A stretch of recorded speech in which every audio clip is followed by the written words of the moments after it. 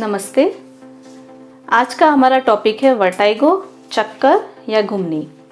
मैं डॉक्टर इंदु भाना, consultant neurologist, मैत्री neurology clinic एवं जुपिटर विशेष हॉस्पिटल इंदौर में अपनी सेवाएं देती हूं। आज हम जानेंगे वर्टाइगो, चक्कर या घुमनी क्या होता है, इसके क्या क्या कारण होते हैं और इसका आगे का ट्रीटमेंट हमें किस तरह से करवाना चाहिए एवं किस डॉक्टर को हमें परामर्श के लिए मिलना चाहिए। जब भी शरीर में हमारे बैलेंस का अभाव होता है तो हम उसे चक्कर आना या इम्बैलेंस होना मानते हैं। तो ये सब समझने से पहले हमें जानना होगा कि हमारे बॉडी का बैलेंस किस तरह से बनता है। बॉडी का बैलेंस बनाने के लिए काफ़ी अंगों या काफ़ी ऑर्गन्स का बहुत इंपॉर्टेंस है। उसमें सबसे इम्पॉर्टेंट है हमारा ब्रेन, पर्टिकुलरली छोटा ब्रेन या जिसे हम सेरिबेलम कहते हैं। इसके अलावा हमारे इनर ईयर, कान का अंदरूनी हिस्सा, हमारी आँखें जहाँ से हमें विजुअल सेंसेशन जाते हैं, एवं हमारी नसें, पैर की नसें जो हमारे पैरों से सेंसेशन ले जाती है। ये सारी चीज़ें एक दूसरे से मिलजुल के बैलेंस बनाती है और हम गिरते नहीं हैं। चाहे जैसे भी कंडीशन में हम दौड़ रहे हैं, भाग रहे हैं, मुड़ रहे हैं, कुछ भी कर रहे हैं, पर हम कभी गिरते नहीं हैं और बैलेंस हमेशा बना रहता है। इस बैलेंस बनाने के जो चीज़ें इंपॉर्टेंट है, अगर इसमें से किसी में भी कुछ दिक्कत आती है तो हम चक्कर, इम्बैलेंस फील करते हैं और इसे हम सामान्य भाषा में वर्टाइगो बोल देते हैं। तो हम जानेंगे वर्टाइगो के क्या लक्षण हैं।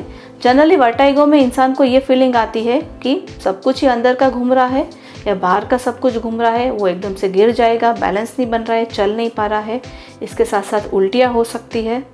इसके अलावा कुछ और लक्षण को भी मरीज चक्कर या वर्टाइगो बताता है, जैसे कि इम्बैलेंस। जब चलते वक्त उन्हें ऐसा लगता है कि बैलेंस नहीं बन रहा है, लहरा के चल रहे हैं, इसे भी चक्कर बोलते हैं।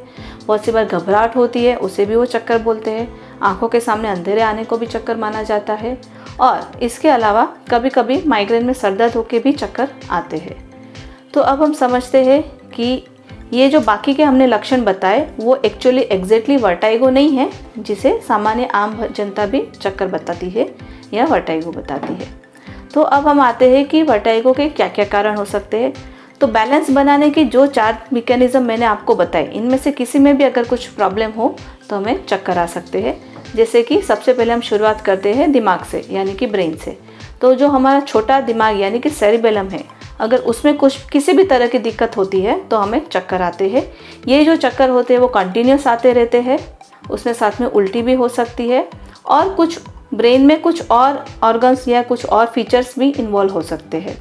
तो ब्रेन के इन्वॉल्वमेंट में हो सकता है एक तो स्ट्रोक यानी कि नस का ब्लॉक होना, दूसरा हो सकता है डीमाइलिनेशन जो कि मल्टीपल स्क्लेरोसिस में होता है, तीसरा होता है कोई ट्यूमर, अगर वो ट्यूमर वहाँ से 8वीं नस को डैमेज करी या सेरिबेलम के किसी पार्ट को डैमेज करी है तो भी चक्कर आ सकते हैं।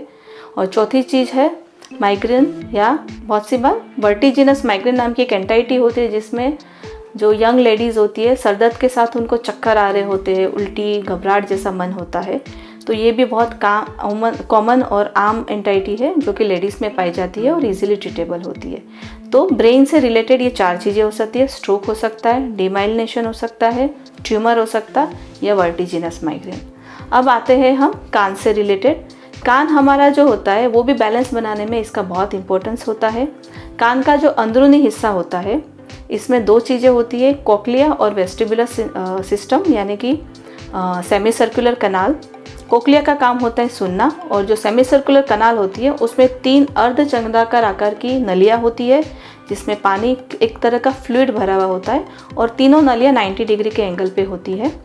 इन नलियों का काम क्या होता है, जब भी हमारे फेस की मूवमेंट होती है या हेड की मूवमेंट होती है दाएं या बाएं, तो ये नली हिलती है, इसके अंदर का पानी हिलता है और ब्रेन को सिग्नल जाते हैं कि अभी सिर दाईं ओर मुड़ा है, बाईं ओर मुड़ा है, पीछे हमने देखा है, और उसके हिसाब से हमारा बॉडी स्वतः ही अपना बैलेंस बनाता है।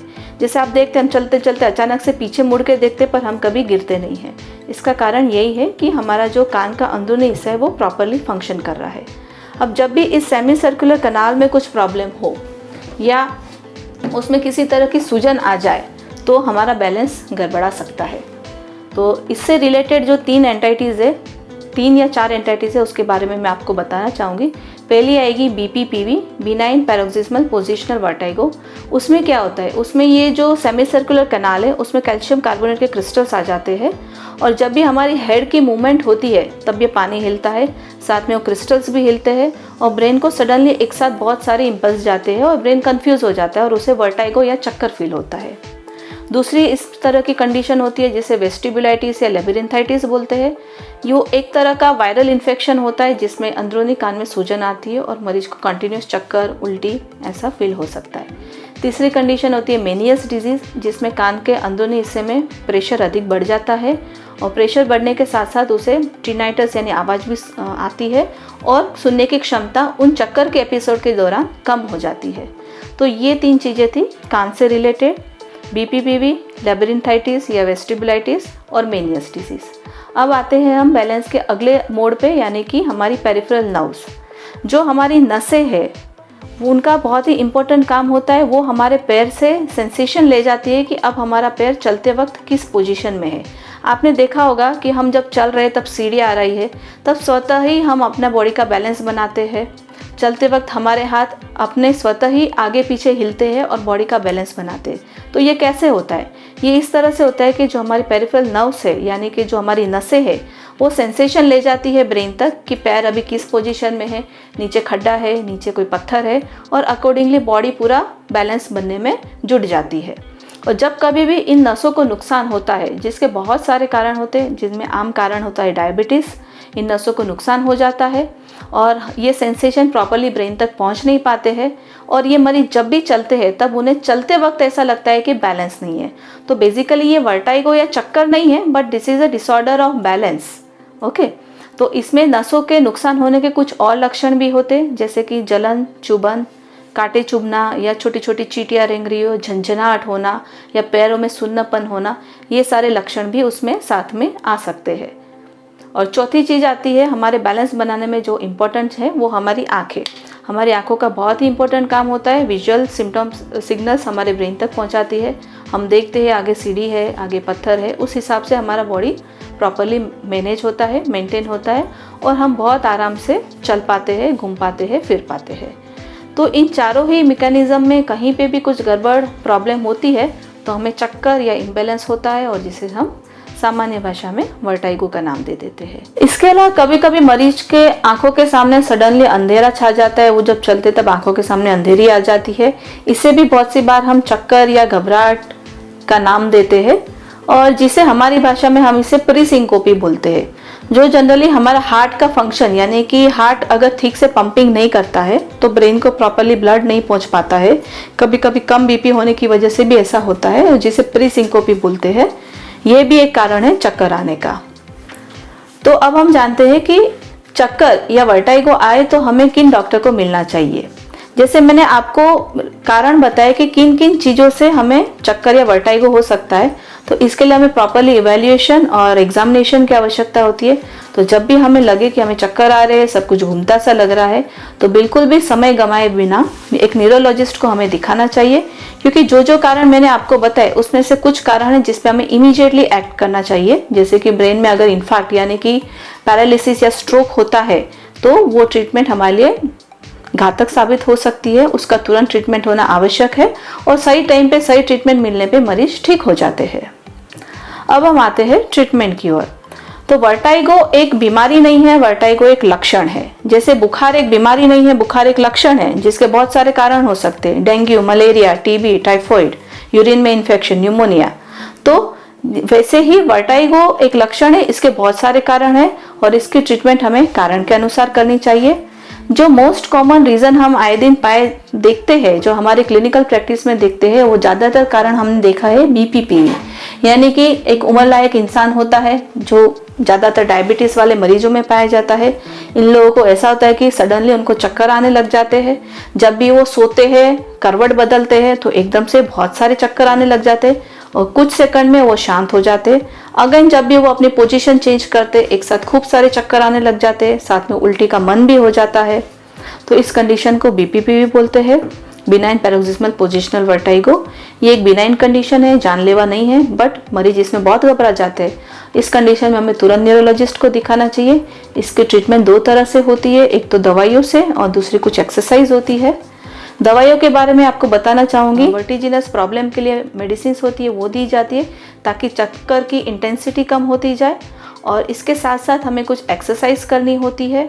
इसमें एक एप्लेस मैनूवर भी होता है जिसके द्वारा वो जो ऑटोलिथ होते हैं यानी कैल्शियम कार्बोनेट के जो क्रिस्टल्स होते हैं उसको प्रॉपर पोजीशन में डाला जाता है, जो एक ट्रेन न्यूरोलॉजिस्ट कर पाते हैं बहुत इजीली, और कुछ एक्सरसाइज जो मरीज को बाद में अपने घर में करनी होती है। तो मैं शॉर्ट में आपको कुछ बेसिक एक्सरसाइज बता देती हूँ जो बीपीपी के मरीज आराम से अपने घर में कर सकते हैं। इन एक्सरसाइज में पहले तो आपको कोई एक टारगेट अपने सामने लेना होता है, जो कि आप अपना अंगूठा ले सकते हैं या फिर पेन ले सकते हैं। पेन की नोक पे आपको अपना फोकस रखना है और पेन को दाएं बाएं ऊपर नीचे डायगोनली 45 डिग्री पे ले जाना होता है। ये मूवमेंट मैं सारी स्पीड में करके बता रही हूँ, एक्चुअली आपको स्लो में करना होता है, लाइक इस स्पीड में। दाएं ले जाना है, फिर वहाँ थोड़ी देर तक होल्ड करना है, देन अगेन सेंटर में आना है, देन बाएं जाना है, होल्ड करना है, अगेन सेंटर में आना है। आपको इसी स्पीड में एक्सरसाइज करनी है। ये एक पार्ट हुआ। सेकंड पार्ट में आपको अपना टारगेट फिक्स रखना है और अपने हेड की मूवमेंट करनी है, जिसमें हेड को ग्रेजुअली आपको दाएं ले जाना है। आंखें आपकी बिल्कुल टारगेट पे रहेगी, वहीं पे आपको होल्ड करना है। सिमिलरली सेंटर में आना है, फिर बाएं जाना है, अगेन आंखें आपकी फोकस वहीं पे रहेगा, सीधे रहना है। ऊपर देखेंगे, ऊपर से भी वहीं फोकस करेंगे, नीचे देखेंगे, नीचे से भी वहीं फोकस करेंगे।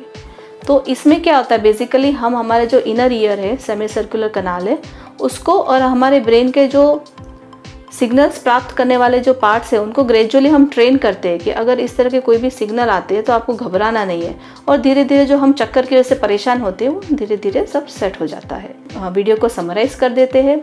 मैं आपको बताना चाहूँगी कि वर्टाइगो जिसमें चक्कर या घूमनी होती है, यह एक लक्षण है जिसके बहुत सारे कारण हो सकते हैं। कुछ कारण हमें चिंताजनक है, कुछ कारण चिंताजनक नहीं है। इसके अलावा बहुत से लोग घबराहट को या बेचैनी को या फिर इम्बैलेंस को भी चक्कर का ही नाम देते हैं। इसके भी कुछ अलग कारण होते हैं। इनमें से कौन सा कारण जवाबदार है ये एक न्यूरोलॉजिस्ट बहुत अच्छे से बता सकते हैं। इसके लिए जो भी कारण होता है, जो भी हमें लगता है, उस हिसाब से उसका इन्वेस्टिगेशन और ट्रीटमेंट किया जाता है। एक आम कारण होता है बीपीपीवी, जिसे पेरिफेरल वर्टाइगो बोलते हैं। ये बहुत ही इजीली ट्रीटेबल कंडीशन होती है और इसकी कुछ एक्सरसाइज होती है जो आपने घर में करनी होती है। सारी ही न्यूरोलॉजिकल डिसऑर्डर है, अगर टाइम पे ट्रीटमेंट दिया जाए तो बहुत इसमें सक्सेस रेट बहुत अच्छा होता है और बहुत अच्छे से और जल्दी से ट्रीट हो पाती है। तो अंत में मैं सबसे यही कहना चाहूँगी, स्वस्थ रहे, मस्त रहे और अपना बैलेंस बनाए रखें।